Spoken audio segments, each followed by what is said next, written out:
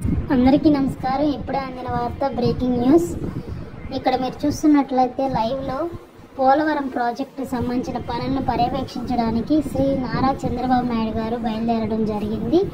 ఇక్కడ మీరు చూస్తున్న విజువల్స్ లైవ్లో చూడండి, చూస్తూనే ఉండండి మన ఛానల్ని. మరెన్నో ఇంపార్టెంట్ అప్డేట్స్ కోసం ఛానల్ని సబ్స్క్రైబ్ చేసుకోండి ఫ్రెండ్స్. ఒక లైక్ ఇచ్చి సపోర్ట్ చేయండి.